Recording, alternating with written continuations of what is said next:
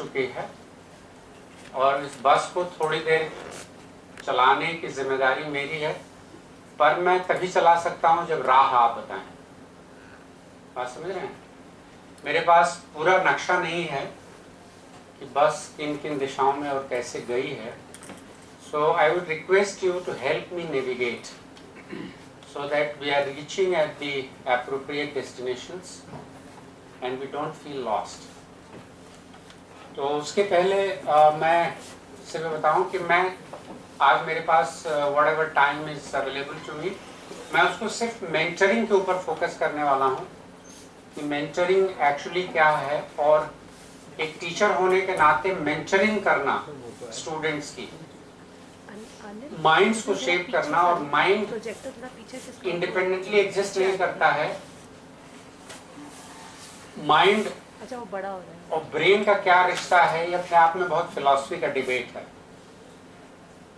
Mind की seat कहां पर है पूरे बॉडी में, ये भी एक बहुत डिबेट का हिस्सा है। माइंड एक साइकोलॉजिकल एंटिटी है और माइंड का साइंस हम करते हैं साइकोलॉजी। तो माइंड को ट्रेन करना, उसको शेप करना और उसको अपनी इनर क्वालिटीज, आपकी जो आंतरिक गुण है, विशेषताएं हैं, उनको पहचानना और उसको उगने में मदद देना। देखिए, उगना शब्द इसलिए मैं प्रयोग करता हूँ कि आप किसी चीज़ को उगा नहीं सकते हैं, सिर्फ उगने में मदद कर सकते हैं। उगेगी तो अपनी फोर्स से हो, तो उसकी फोर्स को, ये गमले में पौधा लगाने जैसा है, जहाँ आप धूप, खाद, पानी, मिट्टी, स्नेह है, ये सब उसको दे सकते हैं, पर पौधा उगता अपनी आंतरिक शक्ति से ही। माइंड की भी मेंटरिंग उसी आंतरिक शक्ति की वजह से होती है। तो हमारा काम होता है उस शक्ति को थोड़ा सा सहारा देना। उस दिन मैंने कहा था कि मेंटरिंग और काउंसलिंग का काम किसी की समस्या हल करना नहीं है, बल्कि उसको समस्या हल करने में मदद करना है। If that person is willing to solve his or her problem, then only we can facilitate, we can help, we can play the mirror. Mirror आपकी सुंदरता बढ़ाता नहीं है, सिर्फ दिखाता है। तो मेंटर का काम होता है कि आपको अपने सुंदरता देखने में मदद करे कि आपके अंदर एक सुंदर तत्व भी है। वो आपकी विशिष्टता से भी आ सकता है क्योंकि आप बहुत अलग हैं, और वो आपकी सामान्यता से भी आ सकता है कि आप बहुत सारी चीज़ों में दूसरों जैसे हैं। आपको भी भूख लगती है, आपको भी दर्द होता है, आपको भी रिश्तों में जाने का मन करता है, आप भी पीड़ाग्रस्त होते हैं, आप भी अकेलापन झेलते हैं। ये हमको सामान्य मनुष्य बनाता है। लेकिन आप अपने सुख को चिल्ला के जीते हैं या सुख के समय में रोते हैं, आपकी विशेषता है अपनी। हर आदमी अपने पेन और प्लेजर को डील करने के अलग अलग मेथड बनाता है। तो उस अलग विशिष्टता को पहचान करने में जब आप मददगार साबित होते हैं, उसको हेल्प करते हैं, तब मानते हैं कि actually you are helping the mind and you are training the mind. मैं हरिंदर जी से पूछना चाहूँगा कि क्या क्या चीज़ें कवर हुई हैं, फिर आपसे पूछूंगा कि इस कवर को आपने ओढ़ा कहाँ से।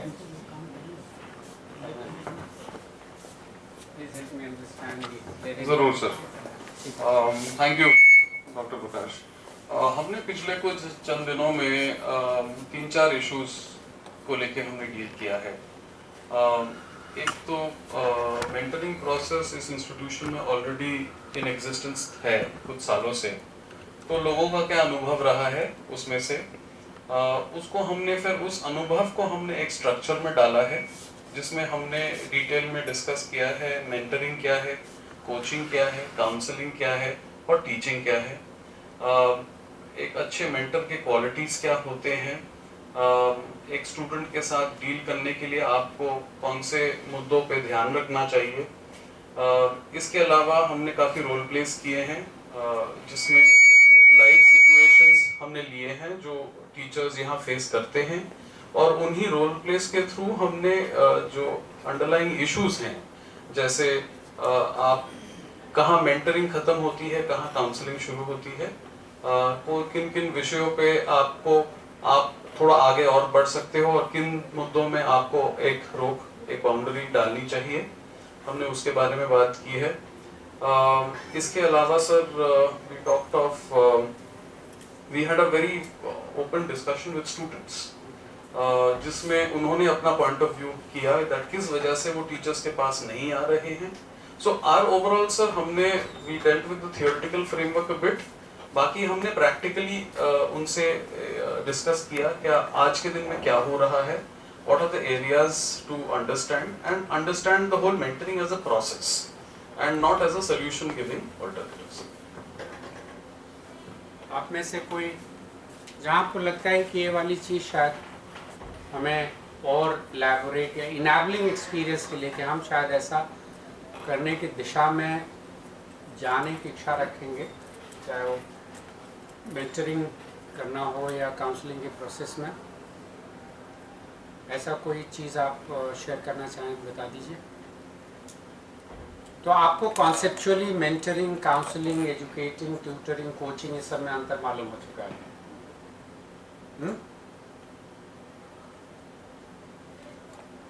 या जब करेंगे तब अंतर ज़्यादा मालूम होगा? कुछ अंदाज़ा है, मोटा मोटी अंदाज़ा है. तो अगर आपके पास उसका अंदाज़ा है तो बहुत अच्छा है, नहीं है तो हम करवा देते हैं, थोड़ा स्ट्रक्चर्ड वे में करा देते हैं, बता देते हैं आपको कि एक्चुअली है क्या. क्विकली हम सिर्फ जगह की तलाश करने में आपको इस नक्शे से ले चल रहे हैं कि भाई जगह बता दीजिएगा कि ये जगह देखी हुई है, ये जगह देखी हुई नहीं है. अगर देखी हुई है तो हम उसको दोहराएंगे नहीं, अगर नहीं देखी हुई है तो हम उस जगह की थोड़ी सैर कराएंगे आपको. ठीक है. तो I am here like a tourist guide and the knowledge is the canvas where you all are co travellers with me. आप साथ साथ, और उसमें किसको कौन सा दृश्य ज़्यादा पसंद आता है, किसको नहीं आता है, किसको फेमिलियर लगता है और किसको अनफेमिलियर लगता है, वो हम ग्रेजुअली क्विकली देखेंगे. एक पंचतंत्र की कहानी है, और पंचतंत्र की ये कहानी विस्तार में हम नहीं ले जा रहे हैं, हालांकि कहानी पूरी है मेरे पास. जो जैसा रहता है उसको उसी हिसाब से डील करना चाहिए. सबको डील करने का एक ही फॉर्मूला नहीं है. और कहानी पंचतंत्र की ये है कि एक बार एक सियार जंगल से जा रहा था और उसने देखा कि एक बहुत बड़ा हाथी मरा हुआ पड़ा है. तो उसने रियलाइज किया कि ये तो मेरे लिए महीनों का भोजन है, पर हाथी की इतनी मोटी खाल तो मैं फाड़ नहीं सकता, तो इसको फाड़ने के लिए हमें किसी की मदद चाहिए. अगर आप में से किसी को ये भरोसा है कि मुझे ज़िंदगी में किसी की मदद ना चाहिए, बिना मदद के हम जी लेंगे, तो आप धोखे में मत रहिए. मदद की ज़रूरत सबको पड़ती है, दर्द सबको होता है, शीशे की ज़रूरत सबको पड़ती है. बस यही कि कभी कभी हम शीशा गलत चुन लेते हैं तो मदद के बजाय नुकसान करा लेते हैं. सियार को भी लगा कि मदद की ज़रूरत है और उसको मदद मिलनी चाहिए, तो मदद कैसे ले, इसके लिए उसने एक स्ट्रैटेजी रची. नहीं, इसके पहले इसके ऊपर कर्सर नहीं जा रहा है.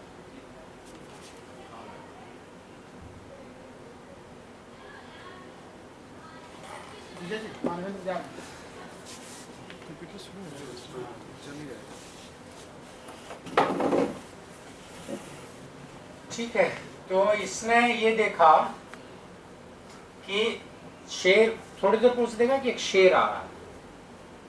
He saw a lion came that way and the jackal humbly prostrated before the lion and said, सियार ने उससे कहा कि I am your obedient servant at your command and I am keeping the vigil on the body of the elephant, please help yourself.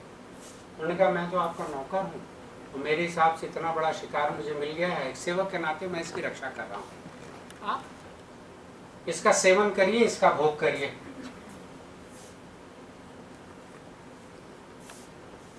शेर ने कहा कि दोस्त तुम जानते हो कि हम दूसरों का किया हुआ शिकार खाते नहीं, ठीक है, और तुम इसको मेरी तरफ से गिफ्ट समझकर एंजॉय करो. और तब शेर ने कहा कि मैं आपकी महानता से बहुत ही प्रभावित हूं. इस तरह से करके वो शेर के साथ निपटा. जब वो शेर से निपट गया तब एक टाइगर आया। When the lion had left, a tiger came on the scene. The jackal thought, सियार ने सोचा कि I got rid of one menace through humility. विनम्रता के द्वारा मैंने एक कठिनाई से तो छुटकारा पा लिया, इससे कैसे बचूं? तब उसने ये कहा कि only way of keeping it is cunning, चालाकी से काम लेना होगा। विनम्रता के बाद वो सीधा चालाकी के ऊपर आ गया और तब उसने कहा, तब आगे बढ़ के उसने बाघ को कहा कि बाघ मामा, why you are entering into this area of death? ये मौत की जगह पर क्यों प्रवेश कर रहे हो? The lion had killed the elephant and asked me to keep a watch in it. अभी शेर ये हाथी मार के गया है और मुझे इसकी रक्षा करने की जिम्मेदारी दे गया है। ठीक है, he had gone to take bath, नहाने गया है। Before going, he told me to inform him if any tiger happened to come here. और जाने से पहले, नहाने से पहले मुझसे बोल गया है कि अगर इधर कोई बाघ, इधर कोई टाइगर आता है तो मुझे बताना, क्योंकि मैंने सारे बाघों को मारने की प्रतिज्ञा कर रखी है। ठीक है, और ऐसा पहले भी हो चुका है कि एक बाघ उसका मारा हुआ हाथी खा गया था। तब से लायन टाइगर को किल करने की खोज रहा है और सारे टाइगरों से छुटकारा पाना चाहता है। These words frightened the tiger. He told jackal. उसने उससे कहा कि son save my life. जब वो आता है तो मुझे तुम बता देना। Don't tell him that I had come, please. On receiving assurance from the jackal, the tiger hurriedly left the scene. Then came the leopard. जैसे ही हो गया वैसे ही आपको लग रहा है कि आपकी जिंदगी में भी कुछ ऐसा हो रहा है। एक समस्या से निपटी है, दूसरी आके खड़ी हो जाती है और हर एक समस्या से एक ही तरह से नहीं निपट सकती। जानते हो जैसे बढ़िया है, बात कौन जानता है। ठीक है, लेपर्ड को देखते ही, तेंदुओं को देखते ही उसने कहा कि इसके तो नाखून तेज हैं और इससे इसको मैं कोशिश करता हूँ कि इससे खाल पड़वा लूं इसकी। और फाइनली उसने जो तीसरी strategy, address the leopard, the jackal said, my son, you have come this way after a long time, you seem to be hungry. बहुत दिनों के बाद इधर से गुजरे हो, लगता है कि तुम बहुत भूखे हो। Why don't you be my guest? तुम मेरे मेहमान बन जाओ। I see the body of elephant killed by the lion, he has me to keep an eye, so feast before he returns. थोड़ा खा लो उसके आने से पहले।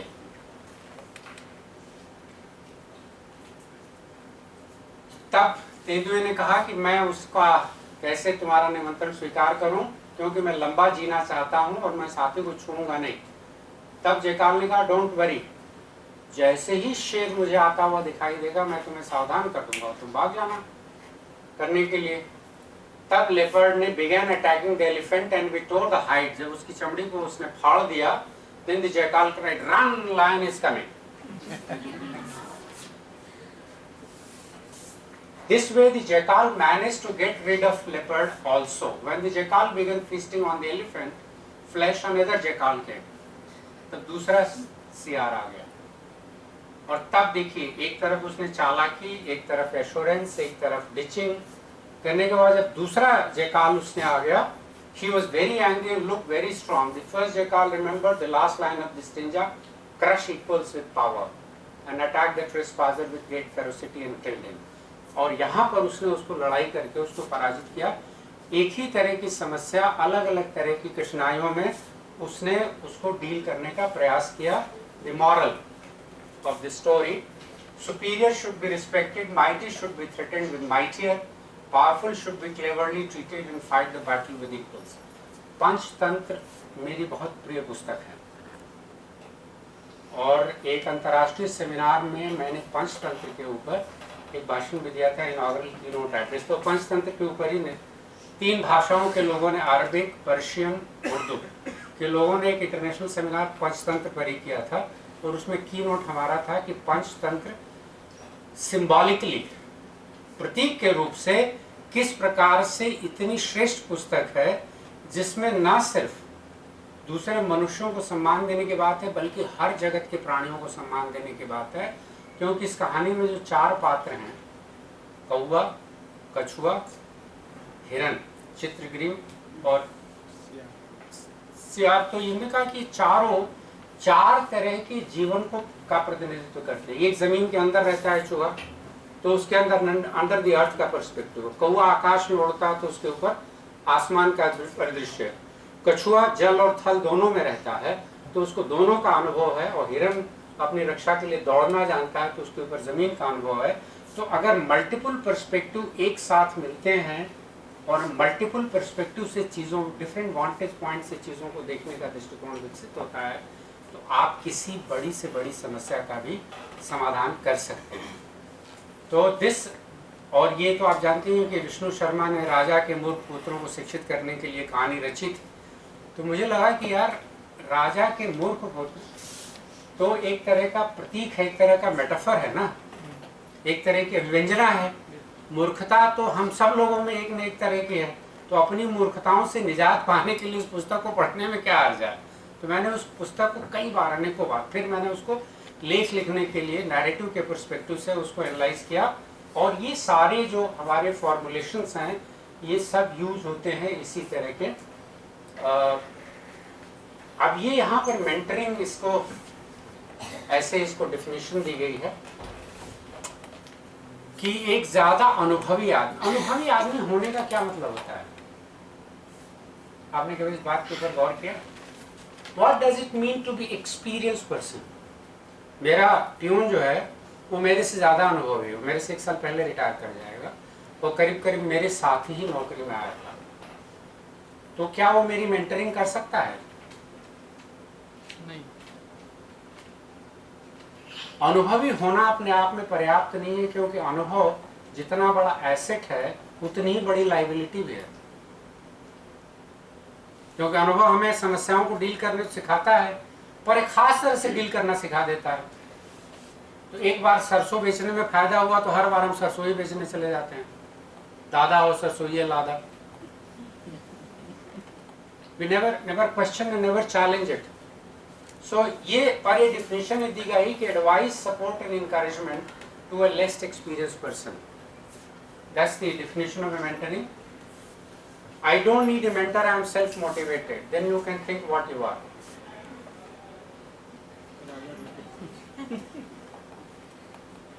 सबको चाहिए, सबको जरूरत। और मेंटरिंग का जो बहुत फेमस है, अरिस्टोटल अलेक्जेंडर का मेंटर था। तो जब अलेक्जेंडर विश्व विजय करके लौटा तो शाबाशी लेने अपने गुरु के पास गया, अरिस्टोटल के पास। अरिस्टोटल उस समय धूप में एक चबूतरे के सामने बैठा हुआ था और सिकंदर घोड़े पर था, और सिकंदर उसके बगल में खड़ा हुआ। उसने कहा कि my master, I am the victorious of the world. तो उसने कहा किनारे हटो, धूप रोक रहा है हमारी, धूप ब्लॉक कर रहे हो, किनारे हटो, तब तुमसे जो है बात होगी।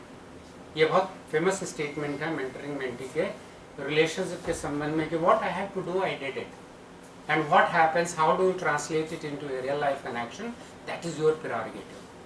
हमें आपको जो पढ़ाना और बताना था वो हमने आपको पढ़ा दिया, बता दिया, पर जिंदगी में उसका आप कैसे इस्तेमाल करते हैं ये आपका अपना विवेक है। ये this is your own judicious discussion that you take it forward, but we all need mentors.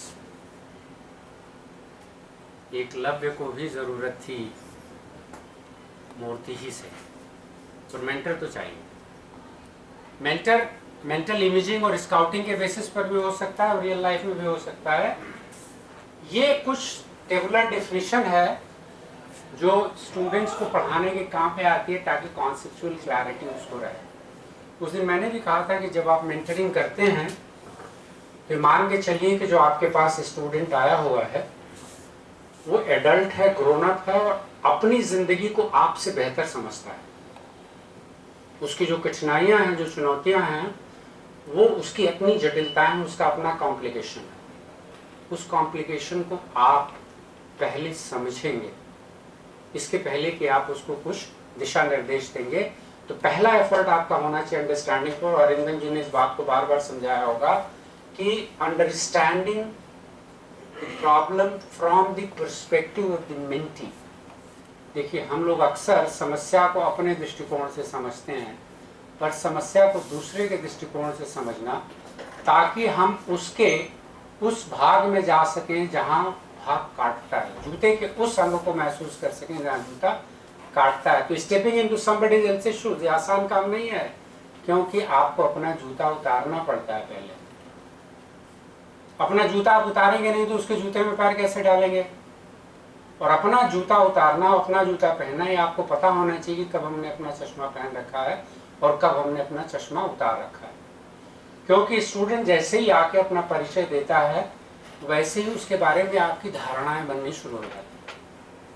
हमारी हम सब की बनती हैं, क्योंकि जानने का दम्भ हम सब में है। हम जानते हैं, हम समझते हैं, और उससे बड़ा दम्भ होता है कि हम अनुभवी हैं। तो अनुभव जितनी बड़ी हमारी एसेट है उतनी ही बड़ी लायबिलिटी है, वो अक्सर हमें तंग भी करती है करने के लिए। इसलिए इसको हमें कहते हैं कि मेंटरिंग करने के लिए, और आपको मैं मेंटरिंग और कोचिंग में ये facilitates personal education, professional growth and sharing knowledge and insights. लेकिन इसको करने का क्या तरीका होता है? देखिए, ये तो डिफिनीशन है, आपको किताब में भी मिल जाएगी। गूगल पर अभी आप टाइप करेंगे कि डिफिनीशन ऑफ मेंटर, तो ये वाली डिफिनीशन निकल आएगी। ये कोई बहुत बड़ी बात नहीं है, लेकिन इसमें जो वर्ड है इनको अगर आप डीकोड करें, जैसे शेयरिंग नॉलेज एंड थॉट्स, ठीक है, ये नॉलेज क्या है? आप अध्यापक हैं, आपसे पूछना ठीक नहीं लगता है, पर आप बताएंगे कि नॉलेज क्या है? अच्छा, इंफॉर्मेशन क्या है बता दीजिए। कभी आपने ये एक्सप्रेशन सुना है कि ये बड़ी नॉलेजेबल किताब है, या ये सुना है कि बड़ा नॉलेजेबल आदमी है? आदमी के बारे में सुना होगा ना। तो जब भी कोई ज्ञान, जिसको कहते हैं सा विद्या विमुक्त है, जो आपको विस्तार दे, जो आपको मुक्ति का एहसास दे, जो आप जानते हैं उसके परे आपको जाने में मदद, जो आप जानते हैं उसके परे जब जाएंगे, कुछ और जानेंगे, तभी आप ज्ञानी होंगे, और वो अंतहीन है। जो आप जानते हैं उसके परे जाना, उसके परे जाना, उसके परे जाना निरंतर, तो उस ज्ञान को, और इंफॉर्मेशन का मतलब है कि कोई भी डेटा जो किसी pattern, in plus formation is information. Formation में कोई भी चीज अगर अरेंज्ड है, किसी व्यवस्था में क्रम से लगी हुई है, तो वो इंफॉर्मेशन है।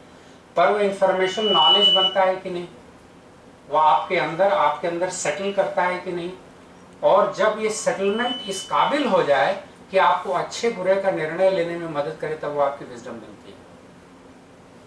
समझ में?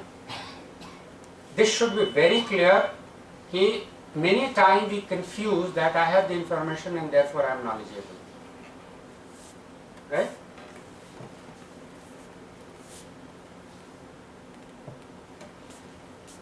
ये इस लालटेन, ज्ञान की लालटेन के साथ एक खतरा रहता है हमेशा। ज्ञान की लालटेन है और ये जलती है, तभी हम तो बचपन में लालटेन में पढ़े, इसलिए हमें जानते हैं कि लालटेन रोशनी कितनी जरूरी है ज्ञान के लिए, ठीक है। जो उसकी लिमिट के बियॉन्ड जाने में जब आप मदद करते हैं, क्योंकि जो भी बेंची आपके पास आएगा वो अपनी लिमिट्स की बात करेगा। जैसे एक आया, वो कहने लगा कि मेरा पढ़ने में मन नहीं लगता है सर, मैं क्या करूं? तो मैंने कहा कि तुम्हारा और तुम्हारे मन का रिश्ता क्या है? कौन किसकी गुलामी कर रहा है? तुम मन से गुलामी अपने करा रहे हो या तुम मन के अपने गुलाम हो? सही कर लो। अगर मन तुम्हारा है, हमारा मन पढ़ने में नहीं लगता है, तुमने कहा मन तुम्हारा है, तुम्हारा कहना नहीं मान रहा है, तो तुम पहले डिफाइन करो कि तुम्हारा तुम्हारे मन का रिश्ता है, कहना क्यों नहीं मान रहा है? बदतमीज मन क्यों रखे हुए? काबू करो उसको। भाई, इतना बेलगाम मन जो आपकी वक्त जरूरत पर काम नहीं आता है, उस मन का आप करेंगे क्या? उसको इतना भाव क्यों दे रहे हैं? काबू में करिए उसको, और उस मन से वो सब कुछ कराइए जो आप चाहते हैं उससे। बिल्कुल वैसे ही है जैसे आप अपनी मोबाइल के साथ अपना रिश्ता डिफाइन कर सकते हैं कि मोबाइल आपसे बात करवा रहा है या आप जब चाहते हैं तब बात करते हैं।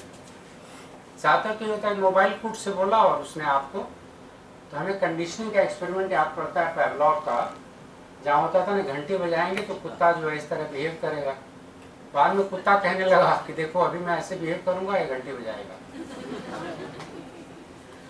तो ये इंस्ट्रूमेंट जो हमारा है इसने हमको काबू में ले रखा है, और इससे आप कंट्रोल आपको कर रहे हैं या आप इसको कंट्रोल कर रहे हैं। तो ये बड़ी इंपॉर्टेंट बात है कि अपनी लिमिट्स को के बियॉन्ड लेकर के जाना। ये चलता है वीडियो, इस पर साउंड है अभी बैठ इसको डबल क्लिक कर दिया। नेक्स्ट वहाँ से कनेक्ट नहीं किया वो तो अच्छा।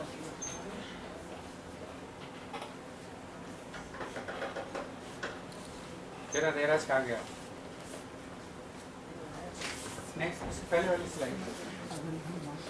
हाँ ये जो अंडरलाइन है इस पर डबल क्लिक कर दीजिए, हाइपर लिंक है।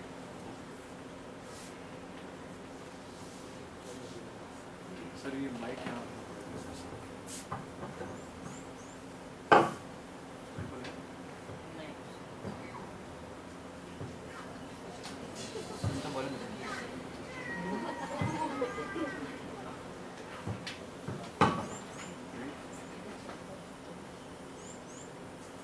एक असंभव सी स्थिति में भी मेंटर उसको निकलने में मदद कर सकता है। मैं आपको एक एग्जैक्टली मेंटरिंग तो नहीं थी, पर मेंटरिंग के कुछ फार्मूले मैंने यूज़ किए थे। आज से करीब 20 साल पहले मेरी एक स्टूडेंट आई और उसने दरवाज़ा नॉक किया। उसने कहा कि सर मैं कोर्स छोड़ के जा रही हूँ। मैंने उसको ऐसे देखा, मैंने कहा यह घोषणा है या निवेदन है? मैं घोषणा है तो तुम कर चुके जाओ, निवेदन है विचार जानना चाहते हो तो बैठ जाओ। मैंने उसको बैठा लिया। मैंने कहा रोने का मन कर रहा है? मेरे पूछने के साथ ही उसने रोना शुरू कर दिया। तो मैंने कहा अच्छा पहले तो ये कमरे का दरवाज़ा खोल दो ताकि तुम्हें रोता हुआ सब लोग देखें। नहीं तो पता चला कि प्रोफेसर साहब कमरे में लड़की रो रही है, उसका अलग एक आवाज़ होगा। तो मैंने कहा तुम रो लो, तुम्हारे पास रुमाल है तो पोंछ लो, मोर रोने के बाद मुंह धो के आओ, अगर बात करने लायक हो तो बात करना, नहीं तो फिर आगे आना। खैर वो थोड़ी देर रोने होने के बाद उसने कहा कि मैं कोर्स छोड़ के जा रही हूँ क्योंकि मैं एक पेपर में मैं फेल हो गई और एक पेपर में मेरा ER आ गया। ER आप सभी जानते हैं, एलिजिबल टू रीअपियर। और ये अभी तक कभी नहीं हुआ है, मैं हमेशा 90% रही हूँ। और ये बात मेरे पेरेंट्स को पता चलेगी तो बहुत बहुत ही बुरा होगा। मैंने कहा ये लाइफ का पहला एक्सपीरियंस है फेलियर का? बोली हाँ। मैंने कहा और इसका तुम्हारा नॉर्मल रिएक्शन ये है कि भागना चाहिए? बोली हाँ। मैंने कहा मेरे हिसाब से ये एक यही रिएक्शन है तुम्हारे पास बचा हुआ, कोई और संभावना नहीं है। मैं कहीं सिर्फ सवाल पूछ रहा हूँ, आप ध्यान दीजिएगा मेरे पूछने के ढंग पे। मैं कहीं मॉरलाइजिंग नहीं कर रहा हूँ, कोई सरमन नहीं दे रहा हूँ, कोई उपदेश नहीं दे रहा हूँ।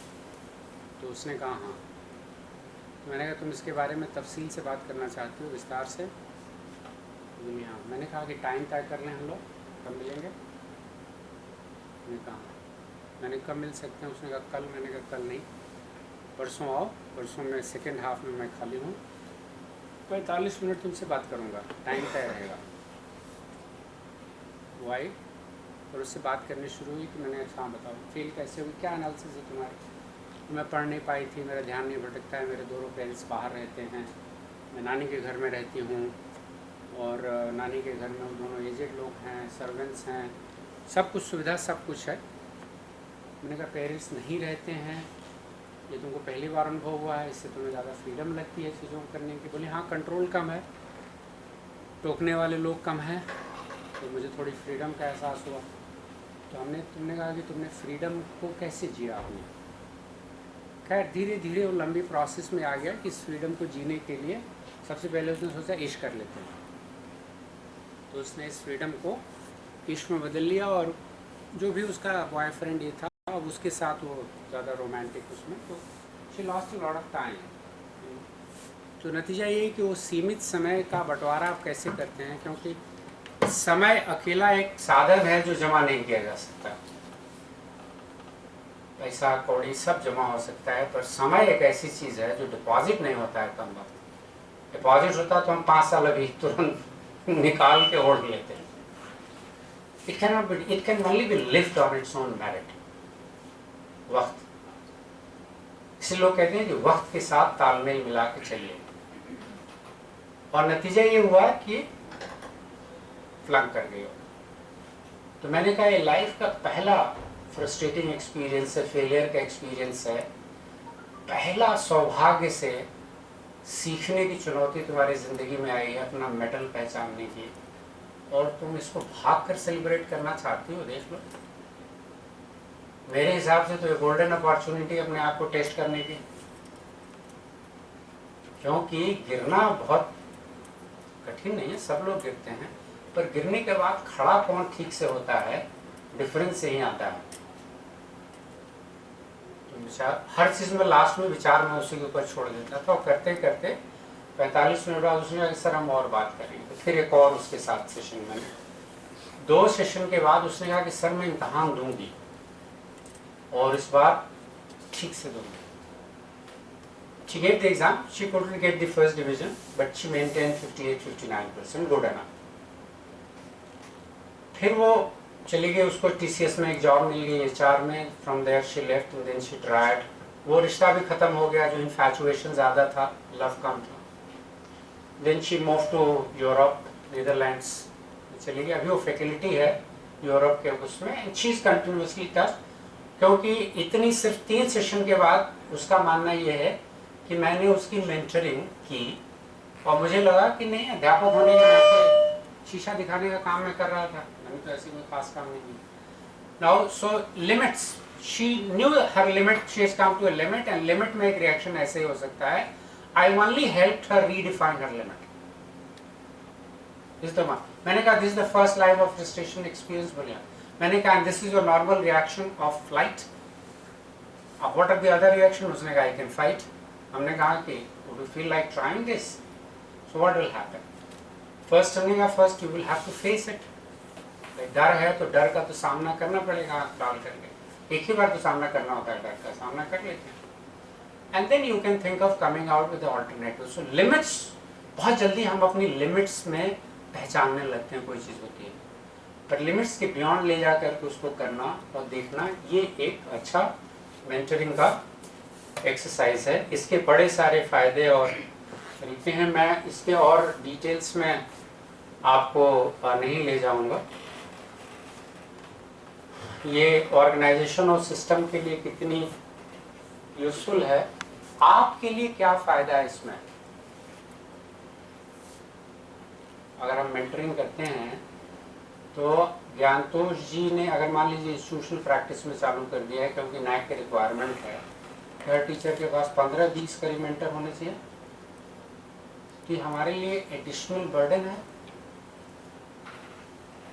या हमारे लिए भी कुछ अपॉर्चुनिटी है इसमें, हमारे लिए कुछ फ़ायदा है इसमें। मैं उस फायदे की बात करने जा रहा हूँ कि इसमें क्या फ़ायदा और मुझे क्या हुआ, मैं ये बताने वाला हूँ।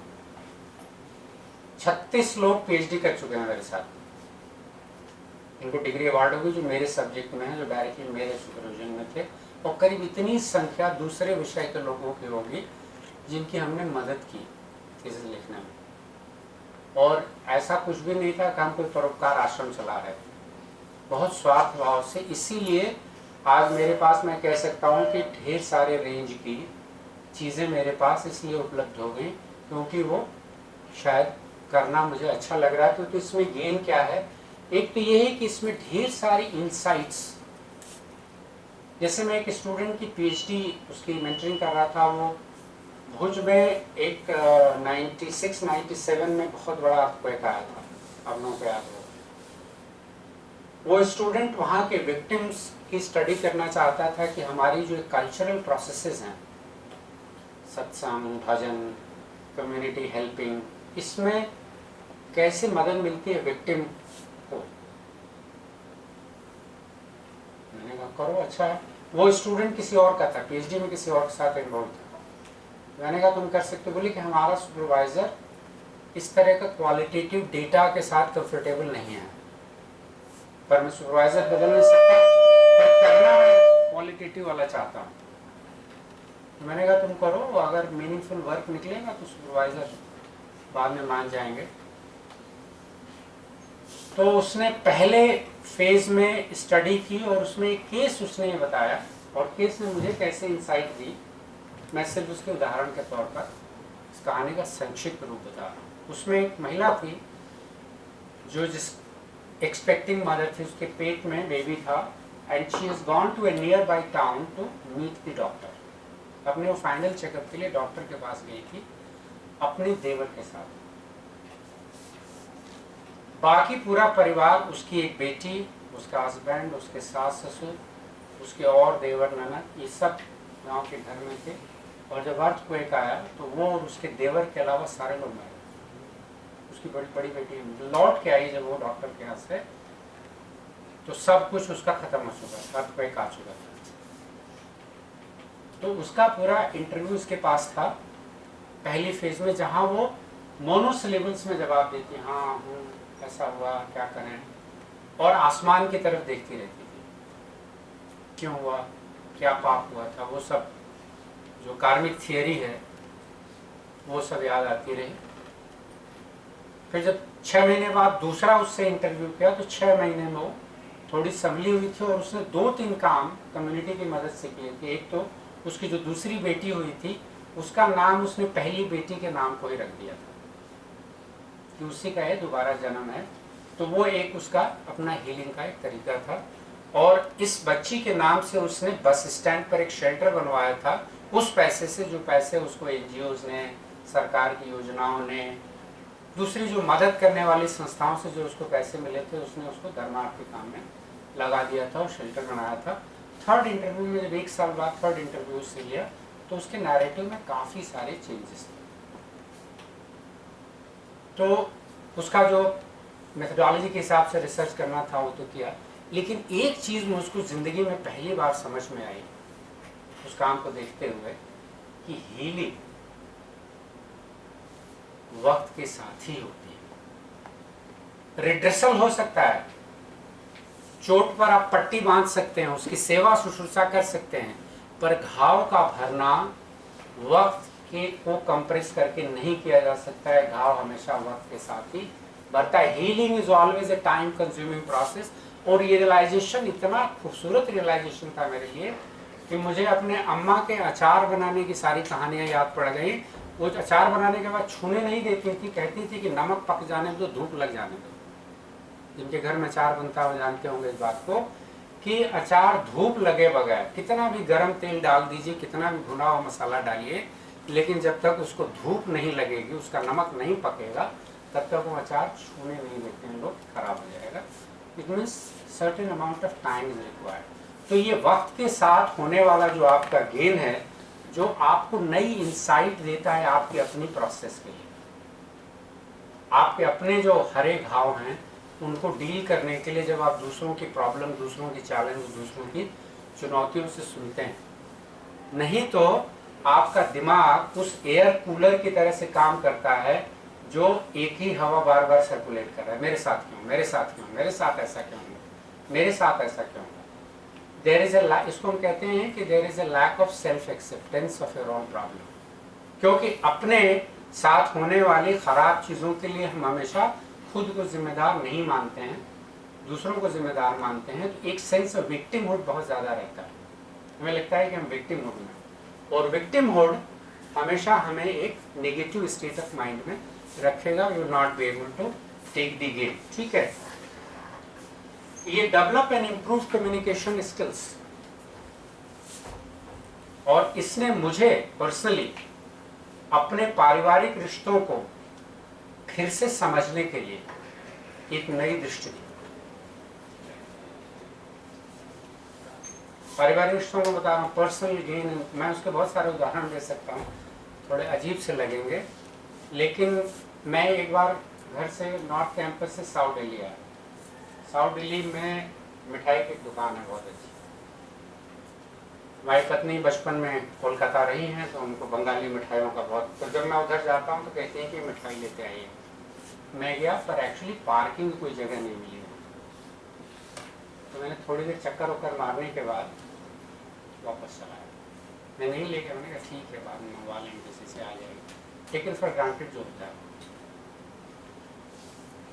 स्ट्रगल ट्रैफिक झेलते गाड़ी चलाते जब मैं फाइनली घर पहुंचा, तो एक तो इस बात से मैं थोड़ा एंशियस भी था कि काम मेरे जिम्मे था, मैं नहीं कर पाया।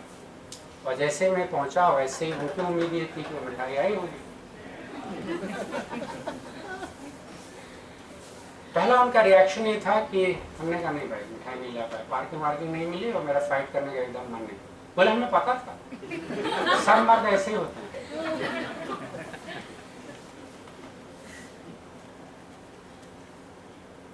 अब एक तो खुद की अपनी कुंठा अंदर काफी पक रही थी, ऊपर से ना हाल चाल न पूछना कुछ, और फिर दुनिया के सारे मर्दों को जानने का दावा।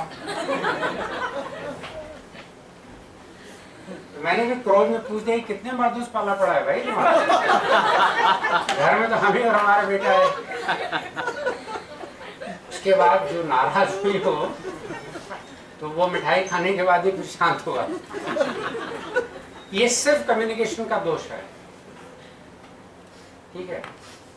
या किसी से सीधा ये पूछ लेना, जैसे मेरे यहाँ एक लैब असिस्टेंट है, मैं कहूँ तो जिसी को मुखातिब हूँ, वो कभी टाइम पे नहीं आता है। और जो बायोमेट्रिक्स लगा हुआ है, उस बायोमेट्रिक्स में हमेशा उसकी महीने में 10 दिन की एंट्री लेट की है। बायोमेट्रिक्स आता है प्रिंट आउट होकर हमारे पास। तो एक दिन मैंने बुलाया, क्योंकि पूछती है यूनिवर्सिटी कि आपने क्या किया इसका, तो मैंने बुलाया, मैंने कहा मानुष क्या हो रहा है भाई, तुम्हारा लगता है कुछ कठिनाई है तुम्हारी जिंदगी में? तो उसने कहा हाँ सर। फिर ग्रेजुअली जो कहानी निकल के आई उसमें यही कि his wife is suffering from acute arthritis, and in certain months of the year she has a great difficulty coming out of the bed, and he had kids whom he had to get up, cook tiffin, get them ready. The wife is unable to come out of the bed. और वो सारी कहानी पता चली, और कहानी बताते बताते he started crying. सर मैं जानता हूँ कि कैसे ज़िंदगी चल रही है, नौकरी कैसे चल रही है, घर कैसे चल रहा है। तो मैंने कहा कि ऐसे चलो इसका कुछ मिलजुल के रास्ता खोजते हैं, क्या हो सकता है। एनीवे जो फैक्चुअल रिपोर्ट तो चली गई। यही घटना मेरे पहले जो हेड थे उनसे था, उनके पास भी वो मैट्रिक्स गई थी। उन्होंने क्या किया, उन्होंने मुझे क्यों लेटा है? उसने कहा हमारी सास आई हुई है, हम उनकी वजह से लेट हो गए। उसने कहा कि लेट तो नहीं चलेगा, तुम्हें तो हम सस्पेंड कर दीजिए, हमारी छुट्टियाँ काट लीजिए, आप छुट्टियाँ काट लीजिए आधे आधे दिन की, ढेर सारी हमारी छुट्टियाँ 300 तो इनके पास रहती हैं, काट लीजिए। उन्होंने कहा तुम कैसे बात कर रहे हो? उन्होंने कहा जैसा पूछ रहे हैं वैसे बात कर रहे हैं। And it culminated into a very big fight. किसी की प्रॉब्लम सॉल्व नहीं रही, पूछने वाले के मन में भी खटास थी, बताने वाले के मन में भी खटास थी। कोई आपसे पूछे क्यों लेटा है, तो ना तो इसका जवाब देते हुए आप अच्छा महसूस करेंगे, ना वो सुनते हुए अच्छा महसूस करेंगे। तो सवाल का पूछना ये काउंटर प्रोडक्टिव प्रोसेस हो जाता है। व्हाई यू आर लेट, जैसे आप घुसे व्हाई आर यू लेट, क्या जवाब देंगे उसका? There was too much of traffic. पहले नहीं चल सकते थे? कितना पहले चल देते? मुंह मंजन डाल के चल देते।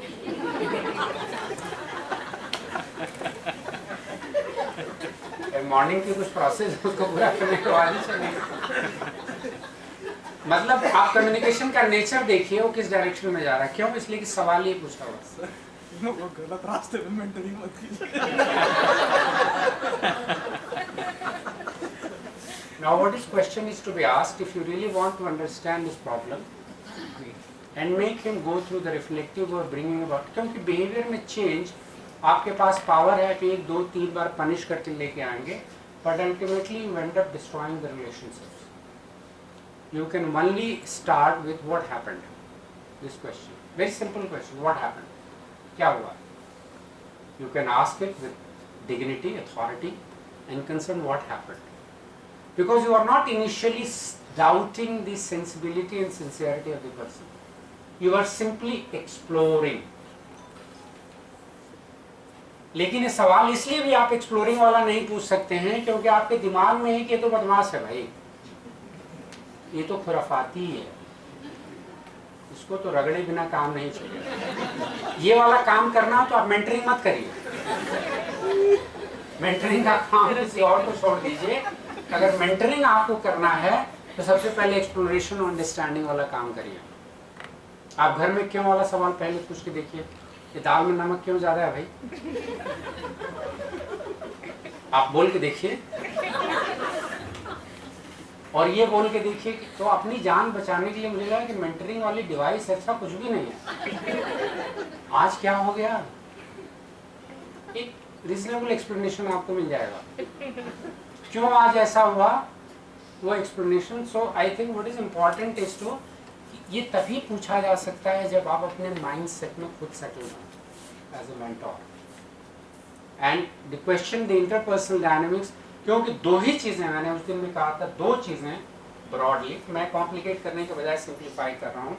या तो आपका टास्क सफर करेगा, काम आपका सफर करेगा, या आपका रिश्ता सफर करेगा। दोनों को अगर बैलेंस करना हो, और इसको जब भी इस तरह के कॉन्फ्लिक्ट आपके उसमें आते हैं तो कई तरह के अप्रोचेस उसमें आ जाते हैं। One, you can kill your enemy, जिसको फोर्सिंग कहते हैं, किल कर दीजिए उसको, आपकी विजय हो जाएगी। थोड़ी देर के लिए आप सेलिब्रेट कर सकते हैं, दबाया आज मैंने उसको, उसका सुख थोड़ी देर आप ले सकते हैं। तरह तरह के वर्ड हिंदी भाषा में यूज करते हैं, दबा दिया, चाप दिया, बैठा दिया, थो दिया, तमाम तरह के शब्द। इसके अराउंड बड़े रिच वोकेबुलरी है हमारे। बैठा दिया भी और उड़ा दिया। हाँ, उड़ा दिया, धुआं धुआं कर दिया। ये बड़ा इंटरेस्टिंग है, लैक्सिकन में देखा जाए तो इसके अराउंड बहुत सारे हमारी बहुत समृद्ध शब्दावली है, वेरी इंटरेस्टिंग। दूसरा ये हो सकता है कि आप टोटली विड्रॉ कर जाइए, जिसको हम कहते हैं कि ये कछुआ स्टाइल है। कुछ भी खतरा देखिए तुरंत अपनी खोल में चले जाइए, आप धीरे धीरे चलिए, अपना काम निकालिए और कुछ समय अपनी मंजिल में पहुंच जाएंगे। लेकिन उसमें होगा ये कि आप अपनी रक्षा करें, बहुत सेल्फ ओरिएंटेड बिहेवियर होता है, टॉर्टवाइज स्टाइल है आपके मैनेज करने का। तीसरा ये तरीका ये होता है उसमें करने के लिए, जिसको हम लोग कहते हैं कि ये टेडी बियर स्टाइल है। रिश्ता बनाए रखिए, किसी काम का हो या ना हो, लेकिन उसको सड़ गया हो, गल गया हो, निभाते चले जाइए, चिपकाए रखिए। टेडी बियर कोई यूज नहीं है उसका, टेडी बियर का कोई इस्तेमाल बच्चों की जिंदगी में नहीं है, और उसको चिपकाए रहते हैं, प्यार करते हैं, कोई उसका फंक्शनल यूज नहीं है। तो बहुत सारे रिश्ते भी ऐसे होते हैं कि सिर्फ हम इसलिए निभाए जा रहे हैं क्योंकि चलने दीजिए, सब कुछ गया तो राम राम कहना भी चला गया, राम राम कहते रहिए। तो दैट्स ओनली रिलेशनशिप ओरिएंटेशन, जो task will not get done. इसके अलावा एक और तरीका ये हो सकता है कि भाई आप मिड वे में चलिए, थोड़ा काम देखिए, थोड़ा रिश्ता देखिए, मिडिल वे में कॉम्प्रोमाइजिंग पोजिशन में आप चीज़ों को करिए, थोड़ा खुद से समझौता करें। पर जो इसको कहते हैं कि उसका सामना करिए, if there is an issue, I think there is a need to talk, there is a need to discuss. और कैसे उसका सामना आप करते हैं, उसके कुछ सिंपल से रूल्स हैं जिनको फॉलो करना चाहिए। मैं उस रूल्स के ऊपर बाद में आऊँगा कि कैसे किसी अनप्लेजेंट सिचुएशन को आप बहुत सामना करके कूलली उसके बारे में बात करके डील कर सकते हैं, उसको नेगोशिएट कर सकते हैं, ताकि आप अपने रिश्ते को और अपने काम को एक नए लेवल पर ले जा सकें। और उसमें उसकी मदद करना, I think that's an important part of mentoring.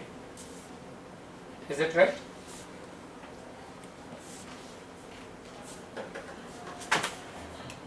बाकी चीज़ें बहुत ही साधारण सी हैं, जिसको विस्तार से बताने की ज़रूरत नहीं है। ये जगह आपकी देखी हुई है, मैं राइट? कोई जगह इसमें ऐसी जो देखी हुई ना हो आपकी?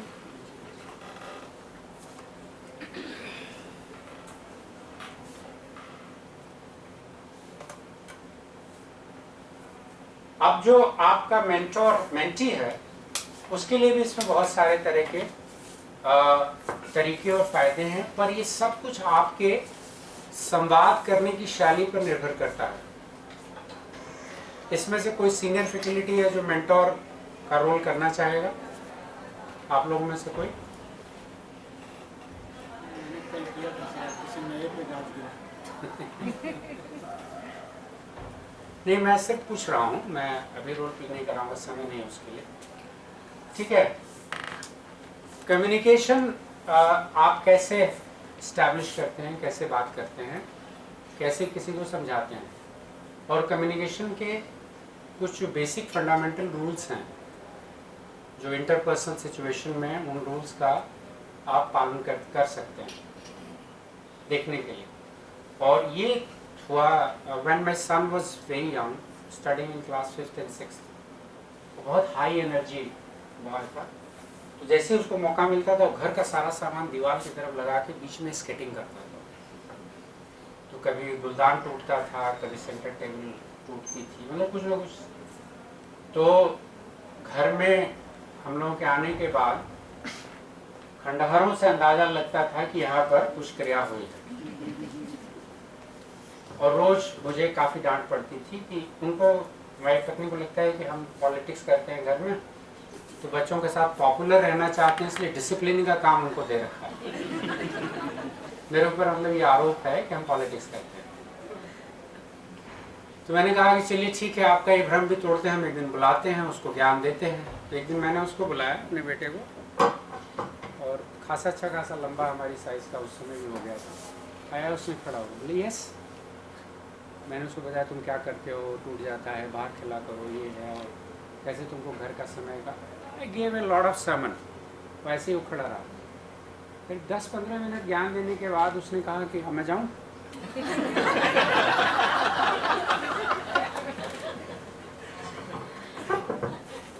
अब आप बताइए, उस क्षण में, उस मोमेंट में आई फेल्ट सो टायर्ड।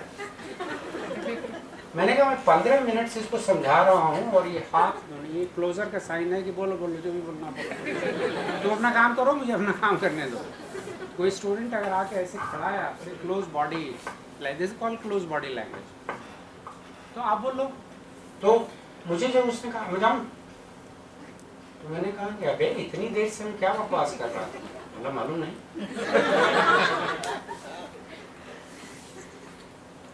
और एक्चुअली मैं सरमन दे रहा था उसको, समय का उपयोग, ज़रूरत, स्कूल की इम्पोर्टेंस, नॉलेज की इम्पोर्टेंस, डिसिप्लिन की इम्पोर्टेंस के ऊपर मैंने उसको एक अच्छा खासा ज्ञान दे दिया, जो उसमें बिल्कुल नहीं सुना। तो मुझे लगा कि ये पूरी की पूरी संवाद शैली अपने आप में एक डिसफंक्शनल शैली है। तो हम संवाद कैसे किसी से स्थापित करते हैं करने के लिए, और उसके सुनने को कैसे हम जांचते हैं कि सुना जा रहा है कि नहीं सुना जा रहा है। जैसे आप क्लास में भी देखिएगा, बहुत सारे स्टूडेंट्स होते हैं जो वो सब काम करेंगे जो अच्छा स्टूडेंट की इमेज क्रिएट करने के लिए बढ़िया है। हो सकता है इस समय भी आप लोग कुछ काम कर रहे हैं। यस, आई कांटेक्ट मेंटेन करना, नॉडिंग करना, आगे झुका के अलर्ट दिखाना अपने आप को, पर एक्चुअली में समझना कुछ नहीं, एक्टिंग करते हैं वो। इनको हम कहते हैं स्टेज हॉगर्स हैं। ये स्टेज मैनेज करना है, क्योंकि जैसे वो स्टूडेंट से पूछते हैं अच्छा बताओ क्या पढ़, हमें लगा कि सबसे सिंसियर ही दिख रहा है, इसी से पूछ लेते हैं, तो प्रमाणित हो जाए कि हम जो पढ़ा रहे हैं वो सबको समझ में आ रहा है। तो जैसे उसको हमने कहा तुम बताओ अभी तक क्या समझ में, बोलो सॉरी सर।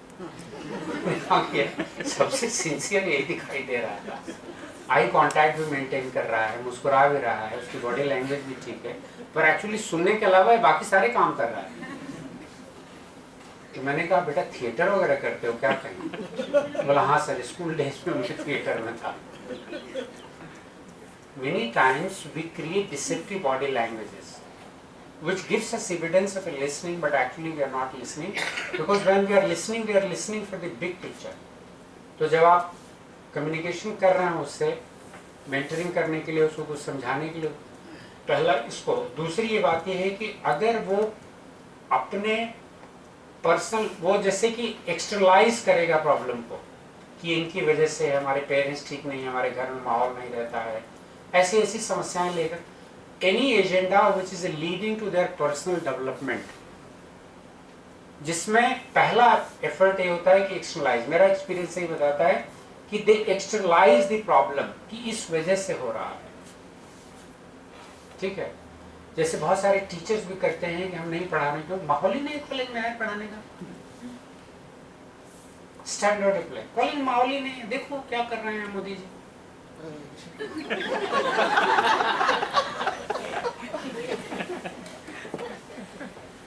अच्छा,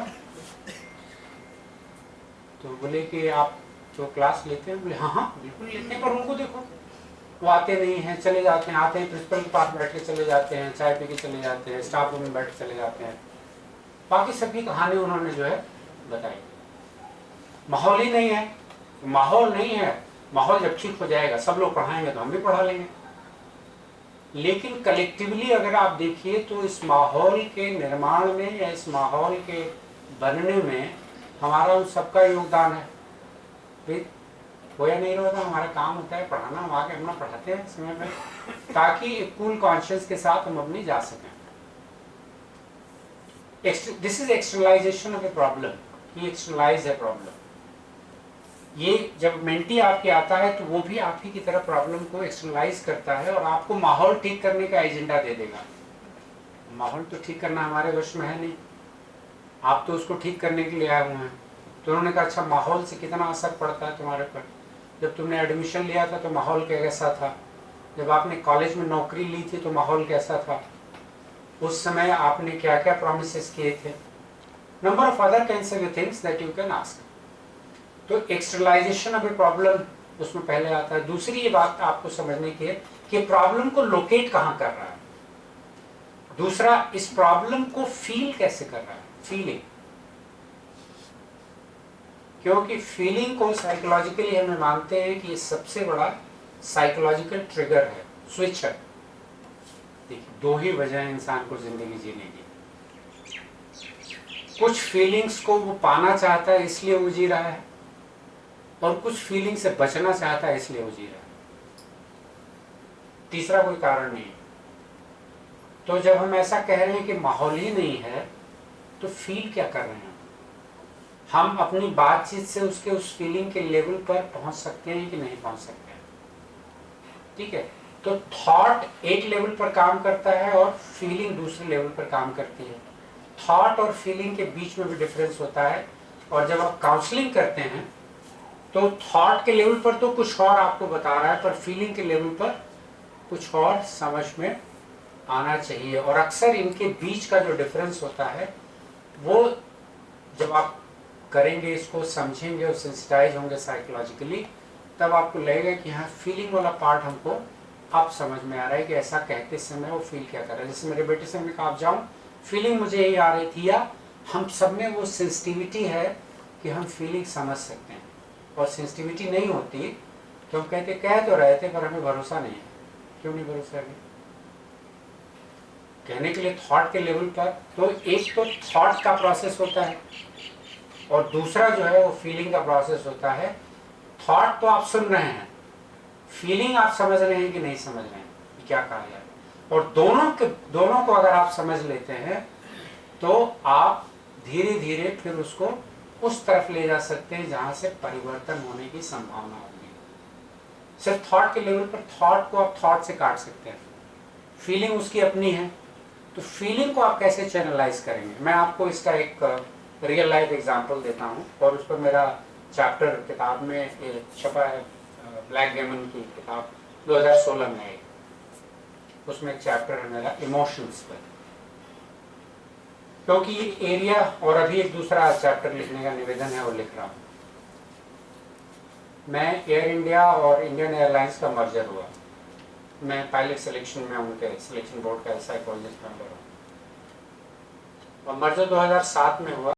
2008 में ये पहले इंटरनेशनल एक कैरियर था इनका, एयर इंडिया इंडियन एयरलाइंस इनकी नेशनल कैरियर थी, दोनों को बिजनेस रीजन से 2007 में मर्ज कर दिया गया। और 2008 में इनके बोर्ड ने रियलाइज किया कि हम लोगों के बीच में इंटीग्रेशन ही नहीं है, तो कल्चरल इंटीग्रेशन इस्टेब्लिश करने के लिए कंसल्टिंग ग्रुप बनाया। मैं उस कंसल्टिंग ग्रुप का एक मेंबर। तो इनके उसकी स्टडी करके और फिर ये हुआ, मैंने कहा कि देखिए आप उन सब लोगों को इकट्ठा करिए जो क्रिटिकल डिसीजन मेकिंग पोजीशंस में हैं। तो they all assembled in Hyderabad. इनका एक मैनेजमेंट ट्रेनिंग सेंटर है MTC हैदराबाद, और 4-5 हम लोग जो एक्सपर्ट थे, उसमें कुछ ट्रेनर थे, कुछ रिसर्चर थे हमारी तरफ से, कुछ दूसरे तरह की एक्सपर्टीज थी। और हम लोगों के पास टूल, क्वेश्चनर, सब कुछ था। सबने डेटा दे दिया। डेटा के एनालिसिस से कुछ समझ में नहीं आ रहा था, क्योंकि वो डेटा सब थॉट के लेवल पर। मैंने रियलाइज किया कि जब लोग रिलैक्स रहते हैं सेशन के अलावा, चाय के समय में या शाम को डिनर में या ड्रिंक्स जब ले रहे हों, तब उस समय लोग दिल की बात करते हैं, फीलिंग वाली बात करते हैं। और आपको एक कन्वर्सेशन देता हूँ कि यार क्या ये लोग क्या कर रहे हैं, और उसमें से एक दो लोगों से मेरी ठीक ठाक दोस्ती हो गई। तो मैंने उसने पूछा हमसे कि डॉक्टर साहब कर क्या रहे हैं आप लोग? तो हमने कहा हम कल्चरल इंटीग्रेशन की कोशिश कर रहे हैं। तो उसने कहा कि खाक कोशिश कर रहे हैं आप लोग, ऐसे ही कोशिश होती है, क्योंकि आप लोग तो मैनेजमेंट के पिट्ठों हैं। मैनेजमेंट जो आपसे बुलवाएगा तोते की तरह से आप बोल देंगे, आप रियलिटी समझने थोड़े आए हैं। तो मैंने कहा कि आप रियलिटी समझते हैं? बोले हाँ। तो मैंने कहा तो अपनी वाली रियलिटी हमसे बता दीजिए। तो उन्होंने एक एग्जाम्पल दिया हमको, और उस एग्जाम्पल से फिर मैंने एक दूसरी धारा पकड़ी। उन्होंने एग्जाम्पल दिया, उन्होंने कहा कि साहब एयर इंडिया को बहुत मुगालता है, मैं उनका वर्ड यूज कर रहा हूँ, मुगालता है कि हम लोग बड़ी प्रोफेशनल कंपनी है, और इसीलिए वो ठीक 5:30 बजे अपनी डेस्क छोड़ के उठ जाएंगे। 9:30 से 5:30 दफ्तर का टाइम है, ठीक 5:30 बजे हो, और ठीक 9:30 बजे आ जाएंगे। इसी को लोग प्रोफेशनलिज्म कहते हैं। इंडियन एयरलाइंस में जो टोटल फोकस है वो कस्टमर फोकस है। तो अगर हम कस्टमर को डील कर रहे हैं, उनमें से रात के 8:30 भी बज जाएगा, जब तक उसकी प्रॉब्लम हम एड्रेस नहीं कर देंगे तब तक हम जाएंगे नहीं। मेरे लिए प्रोफेशनलिज्म ये है। अब इन दोनों माइंड सेट का कोई इंटीग्रेशन होता है? बस समझ में आएगी एग्जाम्पल में।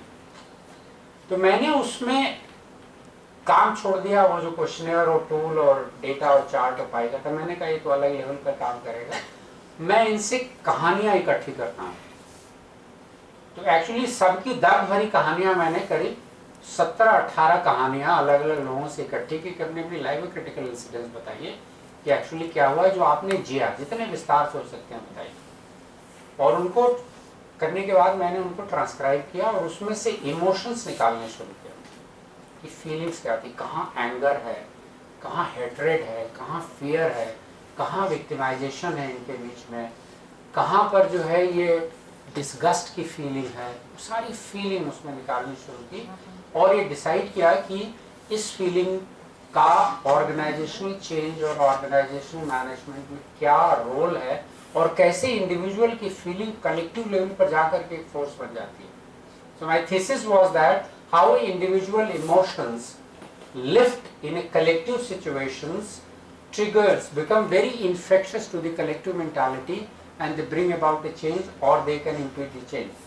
और जो FYUP में PhD थीसिस मैंने कराई इसके ऊपर, इसी इमोशन और फीलिंग में टीचर्स की इंटरव्यूज हैं, उसमें न्यूज़पेपर की क्लिपिंग्स हैं, एडमिनिस्ट्रेटिव के one student got the PhD based on the feeling that how feelings are very important. सब कुछ के बावजूद अगर फीलिंग में आप ठीक नहीं फील कर रहे हैं, बताने के लिए तो सोशल रूल और कल्चरल नॉर्म की वजह से हम लोग हमेशा, कैसे वो सब लोग कहते हैं कि अच्छे हैं, पर मालूम है कि अच्छे नहीं हैं, पर ये कहा नहीं जाता है, पर अच्छा कैसे कह रहे हैं उसमें फीलिंग का काम। So when you are entering into it, that you should try to capture the feeling of the. तीसरी very important thing when you are doing the mentoring, that please always meet your mentee if it is a student और a colleague with time fixed. समय तय करिए, कोशिश ये करिए कि आप अपने रिकॉर्ड डायरी, नाइट के लिए ज़रूरत हो या इंस्टीट्यूशनल, उसके लिए रिकॉर्ड का होना ज़रूरी है। तो इंस्टीट्यूशनल लेवल पर आप ग्रुप में मिलते हैं, इंडिविजुअली मिलते हैं, ग्रुप में मिल करके आप रूल सेट कर सकते हैं इंडिविजुअल के लेवल पर उसको मिलने के लिए। Keep a separate notebook, keep a diary, और हर एक के लिए अलग अलग एंट्री टू आया, उसने क्या बात की, उससे भी आप करा सकते हैं। अगर आपको नहीं लिखना है कि उसने लिखो, तुम अपना नाम यहाँ पे लिखो, अपना साइन करो, और जब वो जाने लगे तो बोले कि 5 मिनट की एक समरी लिख जाओ कि तुमने तो कौन सी प्रॉब्लम हमारे साथ discuss. That's what we do. हम डिपार्टमेंट में जो काउंसलिंग सेल हम चलाते हैं, उसमें हम रिकॉर्ड क्रिएट करते हैं इस बात का, एक तो ट्रैक रहता है उससे वे लास्ट टाइम में क्या मिला था, कहाँ से हमको बात उठानी है और कहाँ ले जानी है। और दूसरी बात, इंस्टीट्यूशनल लेवल पर आप एक रिकॉर्ड भी क्रिएट कर रहे हैं उसको करने के लिए। So always meet with the time. Time should not be more than 45 minute. किताबों में जो प्रिस्क्राइब टाइम है 45 minute to 1 hour. You can set another session with him, another time with him. तो आप तय कर लीजिए कि आज की बात यही खत्म होती है और उसको बदकही में मत बदलिए। जो मेंटरिंग का सेशन करते हैं उसके आगे पीछे जितनी आपको कन्वर्सेशन और वार्म अप और दूसरी सारी चीजें करनी हो कर लीजिए, but you should remain focus. चौथी बड़ी इंपॉर्टेंट बात है ह्यूमर, जो बीच बीच में देखते होंगे मैं लेके आता हूँ। ये बहुत डेंजरस प्रोपोजिशन है, क्योंकि अगर आप ह्यूमर संभालना नहीं जानते हैं तो ह्यूमर मत क्रिएट करिए, क्योंकि ह्यूमर बहुत जल्दी नॉन सीरियसनेस इंड्यूस कर देता है और नॉन सीरियसनेस इंड्यूस हो जाने के बाद उसको सीरियस बनाने में टाइम लगता है।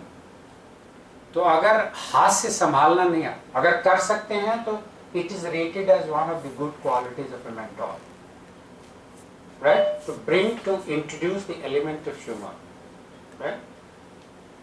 लेकिन उसको संभालने आना चाहिए और उसका पन और उसका पंच आपके कंट्रोल में होना चाहिए। और उसमें जिसको कहते हैं ना, मीनिंग का लॉस अगर उसमें हो जाता है, मतलब ये है कि बहुत केयरफुली बैलेंस सेंस में आपको अपना कम्युनिकेशन और ह्यूमर ले आके रखना है। चौथी बात जो अक्सर मेंटर्स पूछते हैं कि मान लो कि कोई मेंटी हमसे अपनी तकलीफ बता रहा है और ऐसा सुनते समय हमें अपनी कोई तकलीफ याद आ जाए तो कितना बताना चाहिए उसको? सवाल पूछ सकते हैं ना ये, हम अपनी तकलीफ कितना बताएं? उसके लिए जो प्रिस्क्रिप्शन है, जो रिकमेंड किया जाता है कि it is a very calculated risk. आपको सिर्फ उतना ही बताना है जितना कि वो चीटेड फील ना करे और आप उससे झूठ ना बोलना है। मतलब उसको पैकेजिंग उसको आपको ऐसी करनी है, it is called careful revelation. बहुत केयरफुली आप उसको रिवील करेंगे। और अगर if you are revealing it too much, then you are exposing yourself, your vulnerabilities to a relatively younger mind, to a relatively mature mind. He may misinterpret it completely. तो बहुत calculated, सोची समझी तहत अपनी जो openness है वो उतनी ही उसके साथ शेयर करनी हो। ये बिल्कुल रिस्क टेकिंग जैसा है, साइकिल चलाने जैसा है। रिस्क लेंगे, अगर आप रिलेशनशिप में जाते हैं मेंटर मेंटी के, तो ये रिस्की है रिलेशनशिप। और कैलकुलेटेड रिस्क आपको लेना है। ये थोड़ी बहुत चोट तो लगेगी, उसके बिना तो आप साइकिल सीखेंगे नहीं, पर धीरे धीरे एहसास हो जाएगा कि कितनी ये है। इसके ऊपर जो रिसर्च इतना हुआ है, कभी कभी काउंसलिंग या मेंटरिंग करते समय आपको एक पॉइंट के बाद रियलाइजेशन हो सकता है कि the line of inquiry that you have chosen is completely wrong. You are not moving into the right. तो रिकवरी कैसे करें हम? माफी मांगना ठीक है उससे।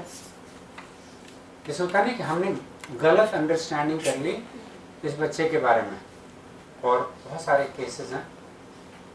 इसके लिए जरूरी ये है कि एक इंस्टीट्यूशन के लेवल पर इस तरह के जो क्रिटिकल केसेस हैं उसमें 8 वीक या 10 वीक में एक मेंटर्स का अपना मीट भी होना चाहिए।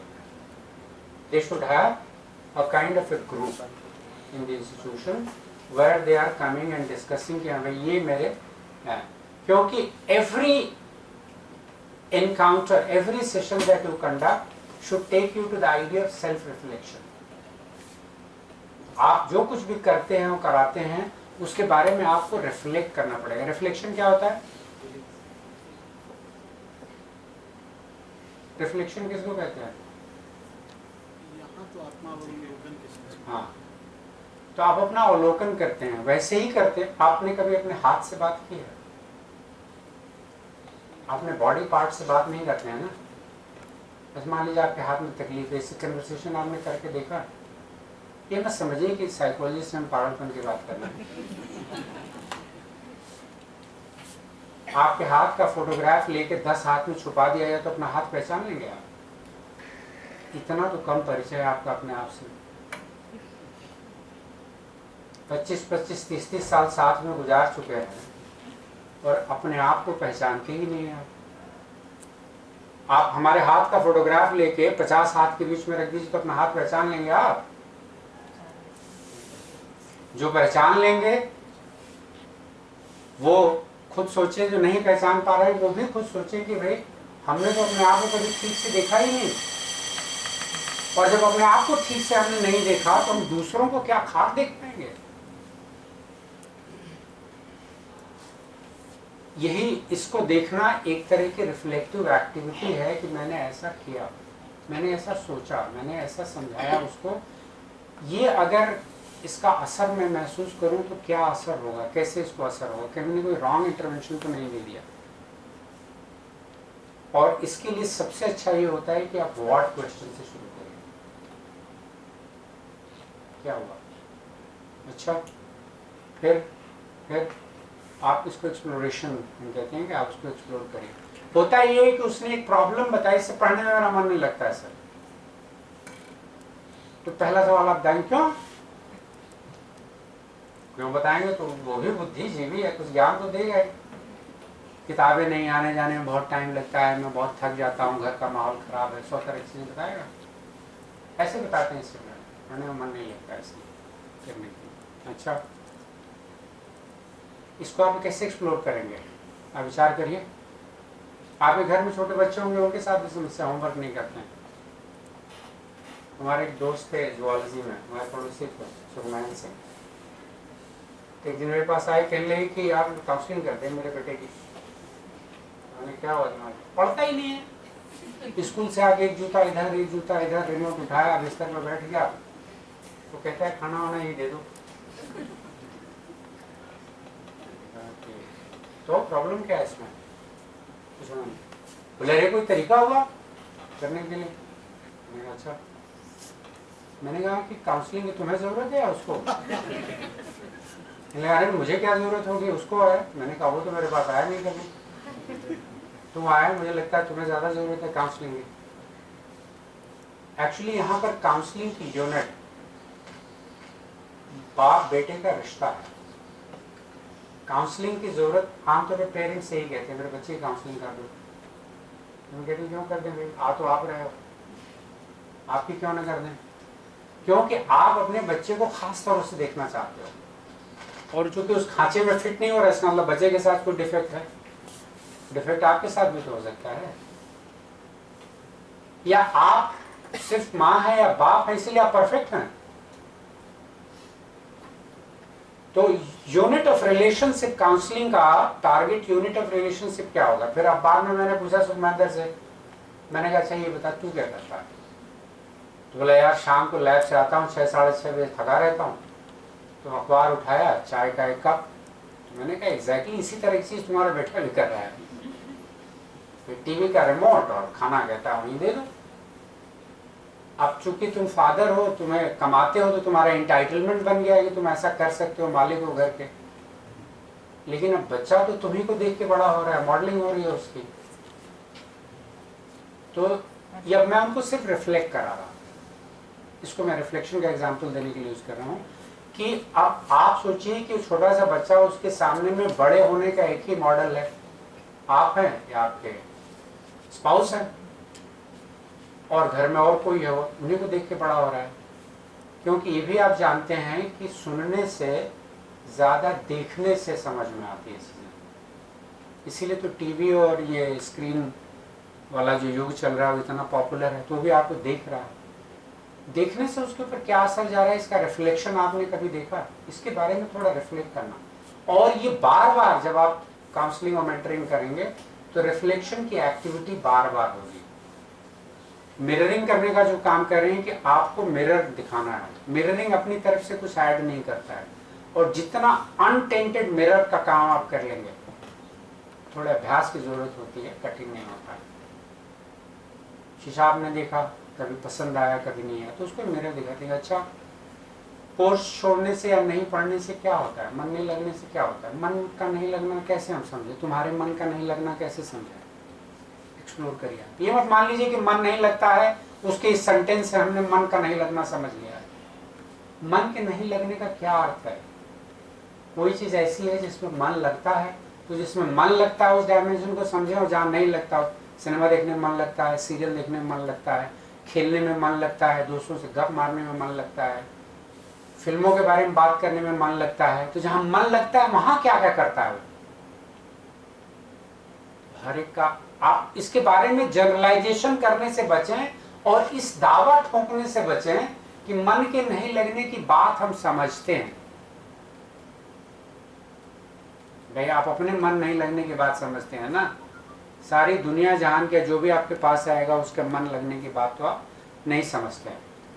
मेरे एक मित्र हैं यहाँ दिल्ली सरकार की नौकरी में है, उनका बेटा, एक दिन उन्होंने फ़ोन किया कि मुझे हेल्प चाहिए। मैंने कहा बताइए। तो बोले कि मेरे बेटे को काउंसलिंग करा दीजिए क्योंकि स्कूल ने कहा है कि इसको ADHD है। तो मैंने कहा भाई स्कूल की डायग्नोसिस का बेसिस, उसके बेसिस पर निकाल रहे थे उसको। तो मैंने कहा कि उसका बेसिस क्या है। ADHD अटेंशन डेफिसिट हाइपर एक तरह की इलनेस है, बच्चों में होती है वो ADHD। बेसिस क्या है? तो उन्होंने कहा ऑब्जर्वेशन के बेसिस पर बताया हुआ है। तो मैंने कहा अच्छा बच्चों के लिए हम असेसमेंट अपनी लैब में करा देंगे। तो लेके आए, ये appear to be perfectly okay. खेलने वाले में उसका मन ज़्यादा लगता है, 6-7 क्लास में पढ़ता है। पढ़ाई वढ़ाई जिस तरह पढ़ाई जा रही है उसमें मैंने कहा कोई एक ऐसा सब्जेक्ट, तो उसने एक सब्जेक्ट बताया कि साइंस पढ़ने में मेरा मन बहुत लगता है। मैंने कहा कि टीचर कैसी है, and he actually loved his teacher. Teacher बहुत पसंद है उसको, टीचर पसंद है इसलिए उनका सब्जेक्ट भी पढ़ता है उससे। बाकी टीचर्स पसंद नहीं है क्योंकि किसी टीचर का ढंग से उसने नाम नहीं लिया, नाम के साथ ही कुछ विशेषण जोड़ देता था, क्रैंकी है, पागल है, इस तरह के। पर एक टीचर ऐसी थी जिसके बारे में उसकी पूरी बॉडी लैंग्वेज और फीलिंग बात करते समय बदल गई। कल्टिवेटेड दी, मुझे लगा कि हाँ यहाँ पर इस बच्चे का मन लगता है क्योंकि पढ़ाने वाला इसको पसंद है। जहाँ नहीं पढ़ाने वाला पसंद है, मन नहीं लगता है। तो इस वाले डायमेंशन पे थोड़ा काम करना चाहिए। बहुत ही यंग बच्चा है, तो मैंने उससे बात की, मैंने कहा क्या खेलने में मन लगता है? बोला क्रिकेट खेलने में मन लगता है। मैं घर में कौन खेलता है? बोला घर में खेलना सब चिल्लाते हैं, जैसे ही मैं बैट उठाता हूँ माँ बाप भाई बहन सब चिल्लाने लगते हैं मेरे ऊपर, देखो खेलने जा रहा है। मैंने उसके पिताजी को समझाया, मैंने कहा आप 1 दिन 2 दिन हफ्ते में तय कर लो, इसके साथ खेलोगे, ठीक है। इसकी इस मन लगने की क्रिया को आप थोड़ा रिस्पेक्ट दोगे क्योंकि गांजा पीने तो जा नहीं रहा है, खेलने ही जा रहा है ना। तो इसको लेकर के इतना प्रतिरोध क्यों कर रहे हो भाई? थोड़े दिनों के दिन संडे को सैटरडे को जब भी टाइम मिले खेल लो इसके साथ, ताकि इसको अपने मन लगने की लेजिटिमेट। उसके किसी काम में तुम लोगों का मन नहीं लगता है तो तुम्हारे किसी काम में उसका मन क्यों लग जाएगा? Getting my point? ये तभी आप कर सकते हैं जब उस बच्चे को भावनाओं उसकी फीलिंग के लेवल पर जाएंगे। यू आर नॉट अकॉर्डिंग, क्योंकि आपके हिसाब से खेलना जो है वो डेट्रीमेंटल है क्योंकि हमारी मिडिल क्लास इनसिक्योरिटीज ने इस तरह दबा रखा है, which is okay, perfectly okay. I am entitled to live with my insecurities. पर उसकी खेलने की क्रिया को वैधानिकता देने के लिए रिस्पेक्ट दे। उसको लगेगा कि यार मैं जो कर रहा हूँ उसको ये लोग रिस्पेक्ट दे रहे हैं, ये लोग जो करेंगे मुझे भी थोड़ा देना चाहिए। रेसिप्रोसिटी ऑफ लव तो काम करेगी। ये तभी आ सकता है जब आप इस वाले रिफ्लेक्टिव डायमेंशन में जाएंगे और 24 घंटा माता पिता या शिक्षक की अथॉरिटी का बोझ सर पे नहीं रखेंगे। अभी तो 24 घंटा बोझ रहता है ना, जिम्मेदारियों के बोझ तले हम वैसे ही विकृत होते चले जाते हैं। तो रिफ्लेक्टिव होने के लिए ज़रूरी है 3-4 मैंने बहुत सिंपल सी बातें बताई, जब भी मिली टाइम तय करके उससे मिली फॉलो करिए। प्रोसेस का डिटेल अरेंजमेंट जी और मैम ने दिया हुआ है, आप उसको अभ्यास करेंगे तो उसमें सुधार होगा। दूसरा थॉट सुनिए, थॉट के बिहाइंड जो फीलिंग है उसको भी समझिए और लगातार अपनी समझ को चुनौती देते रहिए। अगर आप मेंटर हैं, जैसे मन नहीं लगता है, होता क्या है मन नहीं लगने में? मुझे अपने मन का पता है कि मेरा मन नहीं लगता है तो क्या होता है, पर इनका मन कब नहीं लगता है ये तो हम नहीं से जानेंगे ना। अच्छा क्या होता है मन नहीं लगता है? चुपचाप बैठे रहते हो? नहीं, मैं इसका मतलब मन नहीं लगने का मतलब है कि वो इमीडिएटली अटेंशन डायवर्जन का शिकार है, उसका अटेंशन भटक जाता है। वो कितनी देर करता है, वो कितनी देर, आप उसकी मनोभूमि में थोड़ी देर यात्रा करिए। सिर्फ उसके साथ जब उसकी मनोभूमि में थोड़ी यात्रा करेंगे तो वो सम्मानित महसूस करेगा। अगर मेंटरिंग कर रहे हैं थोड़ी देर ट्रैवल, अपनी समझ को थोड़ी देर के लिए ताक पर रखिए। अपने बच्चे से भी बात कर रहे हैं तो अपनी समझ को थोड़ी देर ताक रखिए, स्कूल में क्या हुआ, ऐसे हुआ। और बहुत जल्दी मैंने देखा है कि 2-3 सेंटेंस के बाद पेरेंट मॉरलाइजिंग मोड, तुमने नहीं किया, तुम भी नहीं, नहीं बेटा ये नहीं करना चाहिए। अब बेचारा बच्चा एकदम भौचक है कि जो हुआ ये सुनने में इंटरेस्टेड नहीं है, ये अलग तरह का मोरालिटी का ओवरकोट लेके घूम रही हैं। गर्मी जाड़ा बरसात सब में मोरालिटी का ओवरकोट हमें पहना देंगे, तुम्हें करना चाहिए, तुम्हें करना चाहिए, तुम्हें करना चाहिए, जाओ हमें बात नहीं करनी, उठ के चला गया। Stay with what ever good and bad, क्योंकि जब वो कहते हैं ना कि जब बहुत तेज हवा आ रही हो तो आपको हवा के रुख के साथ थोड़ा सा टर्न लेना पड़ता है। अगर वो अपनी फोर्स में आ रहा है तो stay with that thought and idea for some time and then you can give it a desirable turn in whatever mutually decided. I am not saying whatever is desirable, whatever is mutually decided. कि अच्छा मन नहीं लगता, क्योंकि अंत में मन लगाने की जिम्मेदारी आप नहीं लेंगे, मन लगाने की जिम्मेदारी वो खुद ही लेगा और आपको सिर्फ उस जगह पे धीरे धीरे ले जाना है जहां वो अपने मन लगाने के कारणों को तलाश कर ले। Getting my point? अपने मन, हाँ मन कैसे क्यों नहीं लगता है, ऐसे नहीं लगता है, मन पढ़ा सब्जेक्ट समझ में नहीं आता इसलिए नहीं लगता है, ठीक है। उसके बाद से रिलेवेंट किताबें इसलिए नहीं मन लगता है, उसकी आई साइट वीक है इसलिए उसको पढ़ने में मन नहीं लगता है, पढ़ाने वाला बहुत अच्छा नहीं इसलिए मन नहीं लगता है, इम्तहान देने का आइडिया ही थर्ड क्लास है इसलिए मन नहीं। 100,000 रीजन्स कुछ भी देर, जिसमें हो सकता है 4-6 उसके पास रीजन, तो आपको उन रीजन्स के पास पहुंचना होगा। ये दावा किए बगैर कि मन नहीं लगने के कारणों का हमको पता है। अगर आप ऐसा कर रहे हैं तो then you are more a teacher and less of a mentor. Mentor teacher combined में यू गिव वैल्यू, ठीक है। जैसे उसको आप, जैसी मिट्टी रहेगी उसी हिसाब से आपको उसको शेप देना है कि कैसे जो है, और ये सही अर्थों में एक मेंटरिंग का काम है। हर आदमी यहाँ से निकल के एक ही तरह का नहीं बनेगा। कोई हम मिट्टी के दिए तो गढ़ नहीं रहे हैं यहाँ पर, हम तो आदमी गढ़ने के धंधे में हैं। क्या ज्ञान तो, और आदमी तो अपने अंदर की शक्ति से ही गढ़ा जाता है। हमारा काम उसको कहीं यहाँ सहारा दे देना, कहीं वहाँ सहारा दे देना, कहीं यहाँ सहारा। एक हमारे दोस्त हैं अभी रिटायर हुए, DRDO के एक लैब से डायरेक्टर, और जब मैं दिल्ली आया था, ये आखिरी कहानी सुना के मैं अपनी बात रोक दूंगा। तो मैं ग्वायर हॉल के टीचर्स कोर्ट में रहता था और फरवरी में आया था तो मेरे पास क्लास का कोई असाइनमेंट भी नहीं था, तो मैं अक्सर लाइब्रेरी में जाके बैठ जाता था। ग्वायर हॉल के टीचर्स कोर्ट में मैं रहता था और उसमें केमिस्ट्री के एक रिसर्च स्कॉलर रहते थे, और रिसर्च स्कॉलर्स कहते कि शाम को उनका पूरे हॉस्टल में नाम रखा था देसी पुलिस की चौकी। शाम को पूरा एक बोतल खंभा जिसको बोलते थे वहाँ लोकल, उसमें पूरा एक खंभा धारण करके वो हॉस्टल में। एक दिन मुझे लगा कि बात करना चाहिए इससे, पर इनिशिएटिव लेने का कोई रीज़न नहीं समझ में आ रहा था, सिवाय इसके कि मेरे पास वक्त ढेर सारा था और मैं कुछ लोगों से परिचय करना चाहता था। एक दिन वो ग्वायर हॉल में 2 तरह के टेबल से, एक टेबल पर ऊंची है उस पर टीचर्स बैठते हैं और एक टेबल पर स्टूडेंट बैठते हैं नीचे, पता नहीं अब आजकल वो है कि नहीं। तो मैं नीचे वाली स्टूडेंट टेबल पे बैठ के खाना खा रहा था, तो मेरे पास आया, सुबह में ब्रेकफास्ट कर रहा था, मेरे पास आया, कहने लगे कि आप फैकल्टी हैं यहाँ पे। मैंने कहा मैं यहाँ दिल्ली यूनिवर्सिटी में रीडर पोजीशन थे उस समय, एसोसिएट प्रोफेसर का जो रैंक, मैं यहाँ साउथ कैंपस में एसोसिएट प्रोफेसर होकर आया था और मेरी उम्र ये कोई 30.5 से 35 साल। बोले आप यहाँ फैकल्टी होके आए हैं? मैंने कहा ग्वायर हॉल में आप किस सब्जेक्ट के हैं? मैंने कहा साइकोलॉजी के। उन्होंने कहा मैं केमिस्ट्री में PhD कर रहा हूँ और अपने सुपरवाइजर का नाम बताया।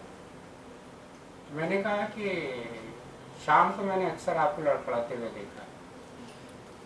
बोले हाँ मैं पी लेता हूँ। तो मैंने कहा कि अच्छी बात है। फिर धीरे धीरे उनसे परिचय होने लगा और मैंने कहा कि मतलब मैंने कहा धीरे धीरे बात समझ में आई कि वो at the verge of quitting his PhD थे, क्योंकि बहुत फ्रस्ट्रेट हो गए थे, लैब में सुपरवाइजर काम ही नहीं देते। मैंने कहा तुम लैब सुबह क्यों नहीं आते? बोले कि मेरा काम ही होता है लैब की सफाई करना, केमिस्ट्री की लैब में सफाई कराने का काम सुपरवाइजर मुझे दे देते हैं। मैंने कहा हो सकता है इसी बहाने वो ट्रेन कर रहे हैं, but he has lodge story. Anyway, I entered into a kind of making him see, मैं बेसिकली मिररिंग कर रहा था उनसे, पीछे जाते हो क्या होता है।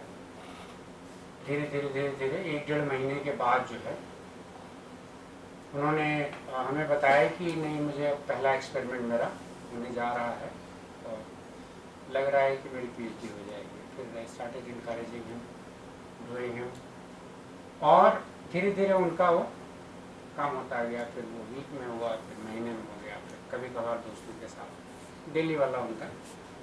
Got rid of it and finally with due course of time and got his appointment in DRDO and other kind of things. So when he became scientist in DRDO, वो मेरे पास आए। कानपुर में उनकी पोस्टिंग हुई थी, तो बोले कि मैं दिल्ली आया हूँ, मैं मिलना चाहता हूँ, आए मिठाई लेकर। तो मैंने कहा बड़ा अच्छा भाई, तो नौकरी मिल गई और खंबे से छुट्टी मिल गई, दोनों बातें एक साथ हुई। तो उन्होंने एक वर्ड यूज़ किया, उन्होंने कहा कि मुझे एहसास हुआ है कि आपने मेरी मेंटरिंग की है। तो मैंने कहा भाई मैं तो केमिस्ट्री का आदमी, तो केमिस्ट्री का। बोले कि नहीं, जिस मोड़ पर आप मिले थे मुझे, और उस मोड़ से जो मुझे देखना और समझना, जबकि एग्जैक्टली मैंने ना कोई उसको ज्ञान दिया था, ना उपदेश दिया था, और ना मेरी कोई ऐसी इच्छा रहती है आमतौर पर लोगों को देने की। बोला कि पर जो बाद में मुझे समझ में आया वो बहुत ही रचनात्मक रहा मेरे उसमें, तो मैं आपको अपना गुरु मानता हूँ। मैंने कहा मान लो यार, एक आदमी और से ही जो गुरु मान लेता है, पर मुझे अच्छा लग रहा है तुम्हें देख करके कि now you are very positively influenced. तो एक तो ये है कि इंसिडेंटली आप किसी के मेंटरिंग आपके हाथ से हो जाए, क्योंकि उनके साथ मैंने 10-12 बैठकें की थी और जिसमें वही फोकस में थे, और मैं सिर्फ आमतौर पर सुनता था और शीशा दिखाता था उसको करने के लिए। ऐसे बहुत सारे तरह के उदाहरण हैं। उसके बाद इनफैक्ट मैं घटना इसलिए बता रहा था कि उसके बाद मुझे लगा कि अगर ये मुझे मेंटर और गुरु कह रहे हैं तो मुझे प्रॉपर ट्रेनिंग लेनी चाहिए बेसिकली। फिर मैंने मेंटरिंग का जो गवर्नमेंट ऑफ इंडिया का जो पूरा प्रोग्राम होता है मेंटरिंग का, उस पूरे मेंटरिंग में मैंने अपने आप को आइडेंटिफाई करा कि I want to be get as a trainee. तो बोले कि ट्रेनिंग, फिर उसकी फ़ीस ज़्यादा थी, तो मैंने कहा मैं फ़ीस तो नहीं दे सकता। तो एक उनके साथ कॉन्ट्रैक्ट हुआ कि इसके बदले में आप कम से कम 50 प्रोग्राम, या जहाँ भी सरकार की ज़रूरत होगी वहाँ पर आप इसके बदले में प्रोग्राम करेंगे। मैंने कहा ये मुझे मंजूर है। अगर एक डॉक्टर को तुरंत सीखने के बाद अभ्यास करने का मौका मिल जाए तो इससे बड़ी कोई बात नहीं होगी। So then I learn the final nuances of this mentoring and counselling, और फिर उसके बाद इसके अराउंड रिसर्च करना और काम करना। पर लास्ट में ही मैंने रियलाइज़ किया है कि ये मेरे अपने प्रोसेस ऑफ लाइफ के लिए ज़्यादा उपयोगी है, और उसके बाद किसी और के लिए उपयोगी होती है। So it's personally very enriching and benefiting experience. अगर आप कुछ सवाल पूछना चाहते हैं।